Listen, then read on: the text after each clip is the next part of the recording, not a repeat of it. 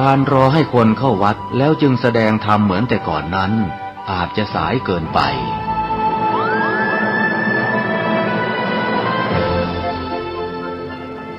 เราควรใช้สื่อนำธรรมะเข้าไปให้ถึงภายในบ้านโรงเรียนองค์กรต่างๆให้มากที่สุดการใช้สื่อจะทำให้ผ่อนแรงและประหยัดทั้งคนและเวลาเทศนาผ่านสื่อเพียงคนเดียวเสมือนเราเนรมิตนักเผยแผ่ได้เป็นหมื่นเป็นแสนนักเผยแผ่นั้นนอกจากอบรมตามหลักสูตรธรรมดาเพื่อให้ได้วุฒิบัตรรับรองแล้วพึงอบรมเรื่องการเทศนาการเขียนการค้นคว้าซึ่งอาจจะเป็นเรื่องเฉพาะตัว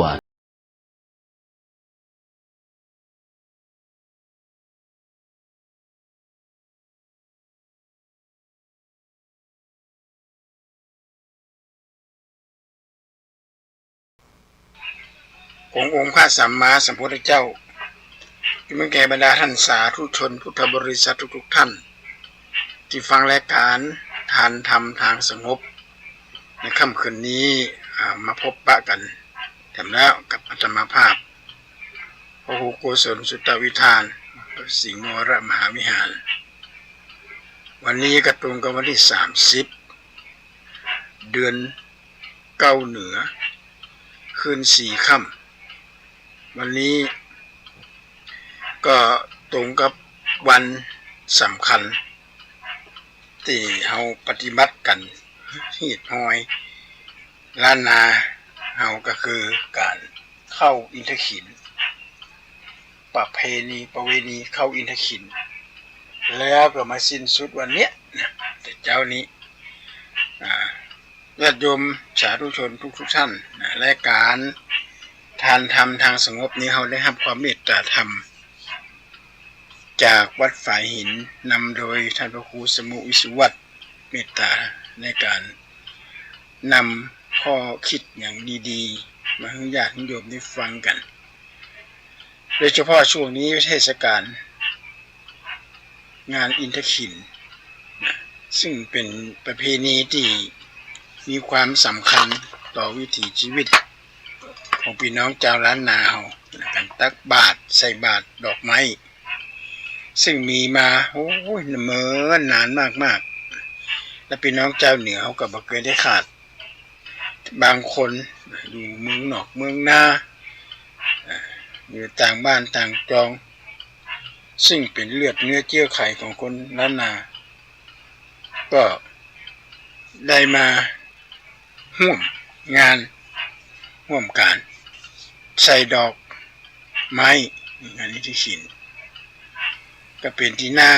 ปราบปลื้มปิติเป็นอย่างมากเพราะการที่เขาจัดกิจกรรมประเภทนี้เนี่ยถ้าเรามองในแง่ของวิทยาศาสตร์ในแง่ของมนุษย์กับอารยธรรมเนี่ยเราจะสังเกตว่ามนุษย์เรานี่เป็นสัตว์สังคมจะต้องเข้าหมู่เข้าคณะแต่ก็ไหนแรกเริ่มเดิมทีเนี่ยมนุษย์เราแหละก็อยู่ในป่าในเขาทั้งนั้นเลยเราเป็นมนุษย์พันหนึ่งเพราะมนุษย์เป็นมนุษย์ที่บ่มีหางมนุษย์เนี่ยเป็นมนุษย์ที่บ่มีหางแล้วพัฒนาจากเดิน4 เท้าเดี๋ยว4 เท้าก็มาเป็น2 เท้าเดินไป2 ตีนวิวัฒนาการของมนุษย์สายพันธุ์เนี่ยก็สร้างเทคโนโลยีในยุคนั้นนะเช่นเอามาหิน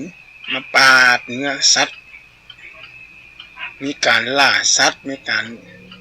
อยู่กันเป็นหมู่เป็นคณะเป็นกลุ่มสมัยก่อนเราจะสังเกตว่าจะได้เราเป็นสัตว์อยู่ในป่ามาก่อนเนี่ยจะสังเกตว่ามนุษย์หลายคนชอบเอาหมาเอาแมวเอาไก่หรือมันก็เอาสัตว์ที่อยู่ในป่ามาเลี้ยงกันนี่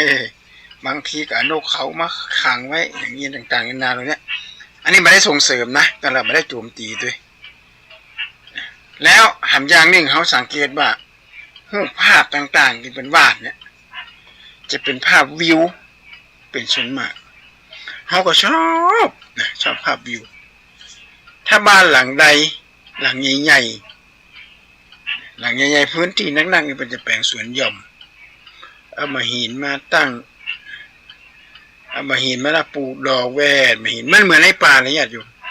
เป็นการจินตนาการเลยนี่ในป่าอันนี้คือมนุษย์ที่รวมหมู่รวมคณะกันช่วยกันเป็นหนึ่งในสี่ของวัฒนธรรมนั่นคือสหธรรมนั่นกันห่วมและประเพณีอินทขินก็มีเป็นไปด้วยคติธรรมคติธรรมคือความเชื่ออย่างต่างๆนานาเหล่านี้มันจะมีมิติแอบฝังอยู่ทางในว่ามันเกิดเนี่ยขึ้นในยุคนี้ยุคนั้นเขาจะสังเกตว่างานอินทขินทุกปีจะเกิดฝนตกแล้วบ่มีพายุนะฝนจะตกแต่ว่าปีนี้นะค่อนข้างจะรุนแรงหน่อย แต่ละอำเภอนี่ก็โอ้โหญาติโยมน้ำมันท่วมตอนเนี้ยที่อาตมาจัดรายการอยู่เนี่ยฝนก็ยังตกอยู่นะเนี่ยที่อาตมาบันทึกเสียงเนี่ยมันยังมีเสียงฝนตกเขียดห้องแต่ดีนะเพราะว่ามีลมโอ้โหถ้ามีลมนี่กลายเป็นเรื่องใหญ่ละเพราะว่ามีลมเฮามีแต่ฝนตกทุกปีญาติโยมทุกปีจะเกิดขึ้นตั้งแต่อาตมาจำความได้เนี่ยจะมีทุกปีเลยการจัดงานอินทขินจะมีฝนตกตลอดจะมีฝนตกอยู่ตลอดระยะทุกเวลาทุกปีเป็นเรื่องที่แปลกมากเลย เป็นเรื่องที่แปลกเพราะว่าคนโบราณเนี่ยเป็นนับตามจันทรคติบาลีนับตามสุริยคตินะสุริยคติเนี่ยเช่นวันนั่นวันนี้เป็นวันที่มีความสำคัญกู้บ้านกู้เมืองเนี่ยเป็นนับตามวันที่ตามเดือนตามวันที่แต่ว่าจันทรคติเนี่ยเอาข้างคืนข้างแรมเป็นหลักบางปีในวันมาฆบูชาตรงกับวันวาเลนไทน์ไปอยู่เดือนกุมภาแต่ว่าวันเดือนวันกุมวันวาเลนไทน์นี่เป็นนับตามจันทรคติทุกปีจะเกิดตั้งวันนี้นะวันที่14กุมภาเป็นเพราะว่าสุริยคติของเฮานี่เอาข้างขึ้นข้างแรมข้างขึ้นข้างแรมเป็นหลักข้างขึ้นข้างแรมเป็นหลักอาจจะเป็นแปดเดือนหนึ่งก็ได้หรืออาจจะจำลงมาก็ได้แล้วแต่วันเดือน8 2 หน12 หนอันนี้เป็นจันทรคติญาติโยมเป็นภูมิปัญญาของคนสมัยโบราณในการคำนวณข้างขึ้นข้างแรมและก็มีการพยากรณ์เพราะมนุษย์เรานี่เป็นสัตว์มาก่อนเวลาเราอย่างจังหวัดน่านนะญาติโยมจังหวัดน่านอำเภอสาเนี่ยนะปีใดถ้าน้ำท่วมเนี่ยเจ้าบ้านไปจะหูก่อนเลยถ้ามดส้มแปลงหางอยู่ปลายต้นใบหวกต้นในข้าวหลามอย่างนี้นะในปีนั้นเจ้าบ้านจะต้องเตรียมละขนของย้ายเพื่อจะประกาศกันเลยว่าจะเกิดน้ำท่วมฉับพลันพอปีพุทธศักราช2520อาตมาพาไปเรียนหนังสือที่จังหวัดน่านปีนั้นน้ำท่วมมิดหลังคาเลยญาติโยมเรียนต่ำๆนี่เรียบร้อยหมดมีเฉพาะตึกราวมันช่องที่มาโดนน้ำท่วมขณะคนตายจะต้องเอาศพนะออกจากหน้าต่างใส่รองนะใส่ออกจากหน้าต่างแล้วก็เอาขึ้นเรือเพื่อที่จะไปเผาไปฝังปีนั้นอาตมาจำความได้ว่าเป็นบวชเน้นว่าอาตมาเป็นเน้นน้อยอยู่จำไม่เน้อปีนี้นะน้ำจะท่วมเน้อเพราะมดแปลงมดส้มแปลงหางอยู่บนย่องออกไม้นี่คือสัญชาตญาณของสัตว์ทุกชนิดต้องเอาตัวรอดเป็นคำว่าอินสตริงสัญชาตญาณมันจะหูโดยอัตโนมัติเลยมันต้องมีใครมาบอก ต้องมีใครมาบอก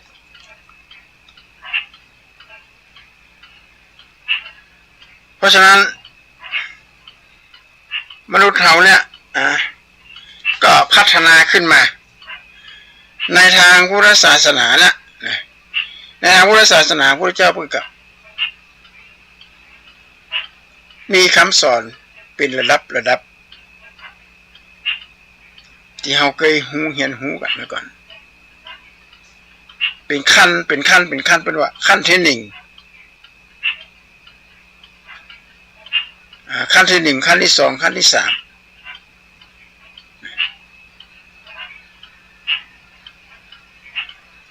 เริ่มต้นชีวิตในมงคลสูตรปรุงจิตให้ตรงข้อที่สองแล้วก็มุ่งตรงของนิพพานข้อที่สามเริ่มต้นชีวิตนี่มี19 ข้อมี19 ข้อ1ไม่คบคนพาล2คบบัณฑิต3บูชาสิ่งที่ควรบูชา4อยู่ในประเทศอันสมควร5เป็นคนมีวาสนา6ตั้งตนไว้โดยชอบ7คงแก่เรียน8มีศิลปะ9มีวินัย10มีวาจาสุภาษิตมีวาจาเป็นสุภาษิต11เลี้ยงดูพ่อเลี้ยงดูแม่12ดูแลลูกๆสงเคราะห์บุตร13สงเคราะห์สามีภรรยา14ทำการงานไม่ค้าง15บำเพ็ญบุญ16ประพฤติธรรม17สังเคราะห์ญาติ18ว่านอนสอนง่าย19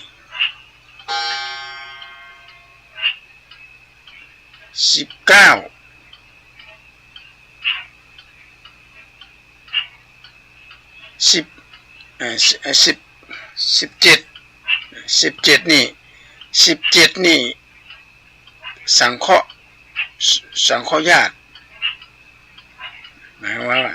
ดูแลญาติพี่น้องดูแลสังเคราะห์ญาติในการอยู่ด้วยกัน18ข้อที่17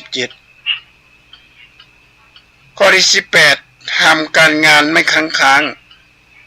ทำการงานไม่มีโทษข้อที่19เว้นจากบาปเว้นจากความชั่วอันนี้คือ19 ข้อส่วนอันนี้คือหมายความเริ่มต้นชีวิตละถ้าชีวิตเราดีเนี่ยจากข้อ1ถึงข้อ19เนี่ยถ้าเราปฏิบัติตามชีวิตก็จะมีแต่มงคลบ่คบคนพาล1ละ2บ่คบแต่บัณฑิต3บูชาสิ่งที่ควรบูชา4อยู่ในประเทศอันเหมาะสม5เป็นคนมีวาสนา6ตั้งตนไว้โดยชอบ7คงแก่เรียน8มีศิลปะ9มีวินัย10มีวาจาสุภาษิต11เลี้ยงดูพ่อแม่12ดูแลบุตรหลาน13ดูแลภรรยา14ทำการงานไม่มีโทษทำงานไม่การงานไม่ค้าง15บำเพ็ญบุญ16ทำประพฤติธรรม17สังเคราะห์ญาติ18ทำการงานไม่มีโทษ19แล้วก็19นี่ก็คือเว้นจากทำความชั่วอันนี้เริ่มต้นชีวิตนะเริ่มต้นการมีชีวิตที่งดงามข้อที่20เว้นจากการดื่มน้ำเมาเว้นจากการดื่มน้ำเมานะข้อที่21เป็นคนไม่ประมาทข้อที่22สัมมาคารวะข้อที่23นอบน้อมถ่อมตนข้อ ข้อที่24ข้อที่23นอบน้อมถ่อมตนข้อที่24สันโดษข้อที่25กตัญญูข้อที่26ฟังธรรมตามกาลเวลาข้อที่26แล้วก็ข้อที่27มีความอดทนข้อที่28มี27ละมีความอดทนข้อที่28ข้อที่27มีความอดทนอดกลั้นนะอดกลั้นบางทีเกิดปัญหาข้อที่27เนี่ยมีความอดทนสูงข้อที่28ข้อที่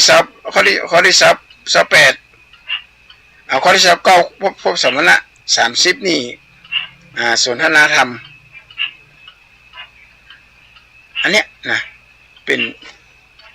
ป็นมงคลชีวิตในการดำเนินชีวิตครั้งแรกในการดำเนินชีวิตครั้งแรก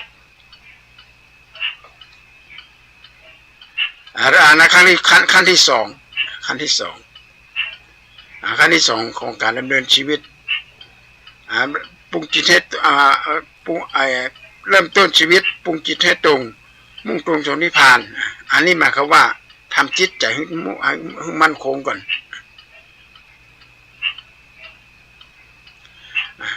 ก็มีความอดทนข้อที่27แล้วก็28ที่ว่านอนสอนง่ายอาตมาก็ลืมผมนะเพราะประโยค5นี่กำลังเรียนอยู่ประโยค4ประโยค5ว่านอนสอนง่ายอันนี้ขั้นที่2ขั้นที่3มุ่งมั่นเข้าสู่นิพพาน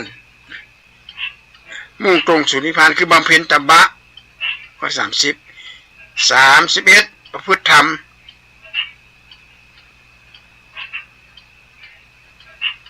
32พระพุทธพรหมจรรย์32เห็นอริยสัจ34ทำให้แจ้ง35จิตไม่หวั่นไหว36จิตไม่เศร้าโศก37จิตไม่กำหนัดแล้วก็38จิตหลุดพ้น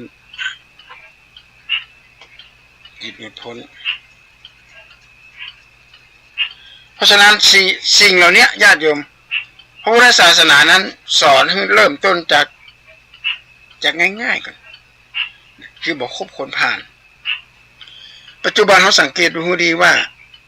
ปัญหาของบ้านเมืองทุกวันเนี่ยละอ้อยกับเอ็กละอ่อนเนี่ยจะบ่มีคุณธรรมล่ะเพราะอย่างพ่อแม่เนี่ยมัวแต่ไปเสาะกว้างหากินเสาะการทำงานต้องการเวลาจะมีลูกน้อยขนาดละอ่อนก็ไปดูโซเชียลเวลาสอนหนังสือเนี่ยนะละอ่อนเขาจะเอามือถือมาวางคือติดมือถือจนงอมแงมเลยแต่ละคนแต่ละท่านน่ากลัวมากเลยมือถือเนี่ยถือเป็นเปื้อนคนหนึ่งแหละถือเป็นเปื้อนทางโซเชียลถ้าไปเจอเปื้อนที่ดีก็มีประโยชน์ถ้าไปเจอเปื้อนที่บดีล่ะมีปัญหาในญาติโยมขายของทางออนไลน์ซื้อของทางออนไลน์ก็ต้องระมัดระวัง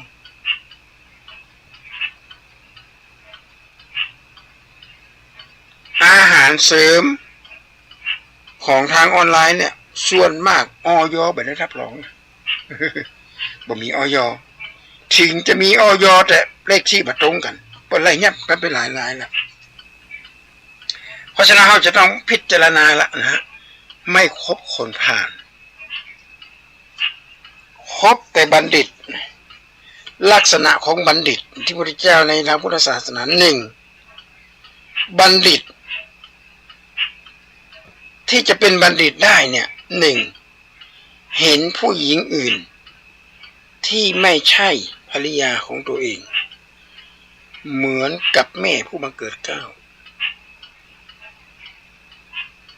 อันนี้ชัดเจนเลยใครจะไปอย่างกับแม่ได้ใครจะไปลวนลามแม่ได้ล่ะแม่ผู้บังเกิดเกล้าใครจะไปเคี่ยนไปตีแม่ไปตบตีแม่ย่าไม่ยิงแม่ผู้บังเกิดเกล้า งเห็นทรัพย์สินของคนอื่นเหมือนก้อนหินก้อนทรายที่อยู่ข้างถนนมีค่ามีราคาแล้วมันจะของเราและข้อที่สามเห็นความเจ็บปวดของผู้อื่นเหมือนกับตัวเราเองโดนเข้าไปด้วยหมายความว่ามือมีจิตใต้สำนึกเอาไว้อันนี้แหละขอเราเป็นบัณฑิตแต่เราจะคบเป็นผู้คบบัณฑิตบัณฑิตคือผู้รู้รู้การรู้เวลารู้สถานที่กาลเทศะไม่ใช่บัณฑิตใส่เสื้อคุยนะใส่เสื้อคุยกับคุยกันอยู่นะคุยโวโอ้อวดนั่นแหละประเดี๋ยวนี้พอสังเกตดูให้ดีกันปริญญาเต็มบ้านเต็มเมืองมหาวิทยาลัยเต็มบ้านอาชญากรรมก็ยังไม่ลดเลยคนมีความรู้จะกินบ้านกินเมืองครูบาข่าวปีเก่าไว้คนนุ่งเหลืองห่มเหลืองจะเปลี่ยนเป็นสีอื่นคนจะแตกตื่นไปหายักษ์3 ตัวเนี่ยญาติโยมเราเนี่ยมันเกิดขึ้นละข้อที่3เรียกว่าบูชาสิ่งที่ควรบูชาเนี่ยอันนี้เป็นเรื่องที่ใหญ่ในญาติโยมไม่ใช่เรื่องเล่นนะถ้าเราจะไปกราบพระไปกราบอย่างที่ไหนนะอย่างจะต้องใจพิจารปัญญาพิจารณาให้ถี่ถ้วนก่อนมีสติไว้ตลอดที่พระเจ้าบอกให้กายเวทนาจิตธรรมนั่นแหละคือของแท้จากพระโอษฐ์รู้จักกายของเองเวทนาความรู้สึกธรรมคือหน้าที่คนปฏิบัติธรรมคนทำงานเต็มเม็ดเต็มหน่วยนั่นแหละคือคนทำงานคือคนปฏิบัติธรรมธรรมะแปลว่าการกระทำนะเป็นภาษามคธนะญาติโยมแปลว่าการกระทำทำอะไรทุกอย่างอ่ะถ้าทำดีก็เป็นกรรมเป็นกรรมดีถ้าทำไม่ดีก็กรรมชั่วทำความดีเอาไว้ที่เป็นบอกว่าทำดีไปเตะส่วนบุญกุศลเนี่ยไว้เมื่อคนห้าผลไปหน้าอย่างสมบัติหลักฐานมีในไตรลาที่เขาหามาไว้ตีว่าเขาตายของกินของใจเขาทิ้งเอาไปบ่ได้สักคนบ่ได้เอาไปสนิทบ่ได้เอาไปสูงต่อขาแมงนนก็ทิ้งเอาไปบ่ได้เนี่ยละไว้ในโลกนี้อย่างเดียวสมบัติผัดกันชมพิจารณาสิ่งเหล่านี้บูชาสิ่งที่ควรบูชามันจะไปหลงงมง่ายเป็นจุมันง่ายเหมือนกันจุงควายอะไรเนี่ยบางคนโดนหมอดูโดนอย่างโดนจะปะสะปืนแล้วทำอย่างหนึ่งโทรศัพท์มาเนี่ยครูกราบนมัสการท่านพระครูองค์นั้นองค์นี้ใช่หรือเปล่าแม่นละบัตรเครดิตของท่านแต่นี้ก็แล้วพอดีจะไปซื้อเรือลำน้ำไม่ได้ประเด็นนี้มีละคนมีความหูเอาความหูไปใช้ในทางที่สิ่งที่บดีญาติโยมเป็นสิ่งที่น่ากลัวมาก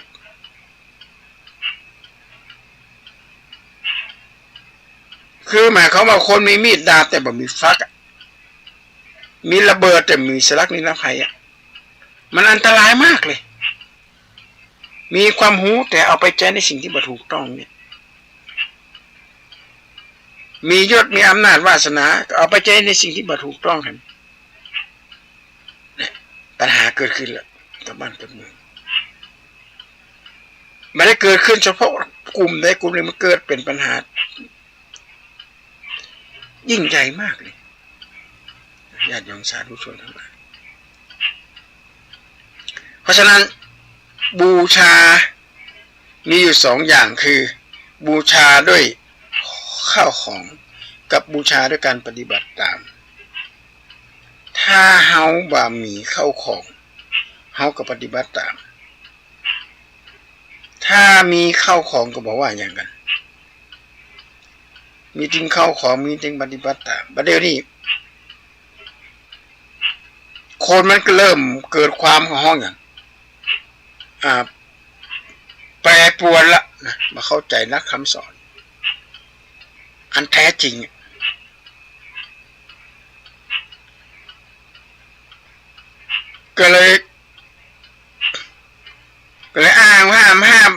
ถวายเงินพระเนี่ยห้ามเอาของไปหั่นไปนี่ให้พระอย่างนั้นนี่โอ้แล้วพระอะไรเป็นจะเฉียนนั่นอย่างบัดนี้เริ่มจะมีละคนกลุ่มหนึ่งละมาเข้ามาในวัดมามาจามาบอกศรัทธาเจ้าบ้านสมเด็จสังฆราชมีพระบัญชาห้ามไม่ให้ถวายเงินไปตรวจดูแล้วเปิ้นออกหนังสือแถลงว่าพระองค์มันได้มีพระบัญชาพระบัญชาของพระองค์บ่มีสิ่งเหล่านี้เพราะเราพิจารณาให้ดีว่าที่เขาถวายไปเนี่ยนะถวายให้เปิ้นเอาไปใช้อย่างเป็นการถปิกบ้านวิทย์ไปว่านไปเป็นการถไป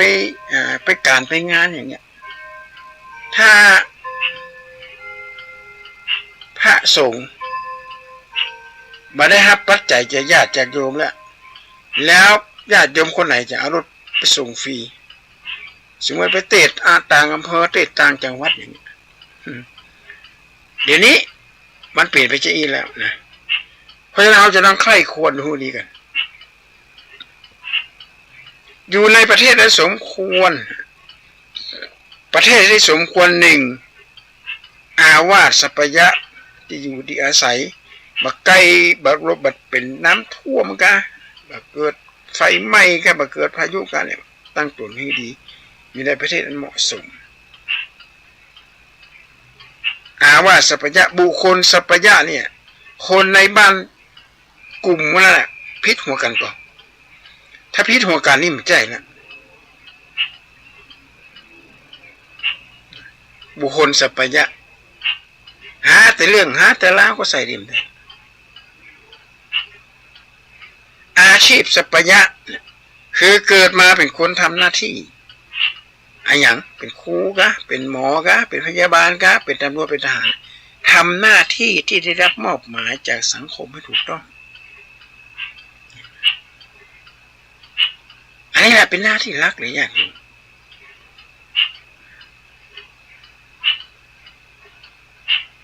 ก็การปฏิบัติธรรมนี่แหละการทำงานคือการปฏิบัติธรรมถ้าหากว่าเขาบ่พระสงฆ์มาได้หับสิ่งเหล่านี้จากญาติโยมแล้วเป็นจะเอาอย่างไปจ่ายแล้วเราก็ต้องบูชามันมีสองอย่างคือปฏิบัติตามคำสอนนะอามิสบูชาก็ต้องถวายของด้วยแล้วพระไปจะเอาอย่างมาฉัน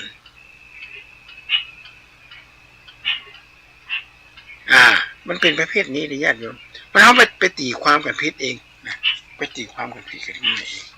จะต้องพิจารณาให้มันถี่ถ้วนให้ถูกต้องตามหลักของไวยากรณ์ของลักษณะของหลักของธรรมะในวันนี้อาตมาภาพผู้ครูโกศลสุตตวิธานก็ขอจากญาติจากโยมกันเด้อวันศุกร์หน้าซึ่งกระตรงกับวันศุกร์หน้าเนี่ยจะตรงกับเดือนมิถุนายนมิถุนายนวันศุกร์หน้าเนี่ยจะตรงกับวันที่6เดือนมิถุนายนเขาจะได้มาปะกันใหม่ในวันนี้อาตมาภาพก็ขออำนวยพรให้ญาติโยมที่ฟังรายการทันธรรมทางสงบมีความสุขกายอย่าได้มีโรคภัยไข้เจ็บมาเบียดเบียนมีความสุขทางใจขอให้มีเมตตาธรรมอย่าให้โรคภัยโรคความโลภความโกรธความหลงมาครอบงำขอความเจริญในธรรมจงมีแก่สาธุชนทุก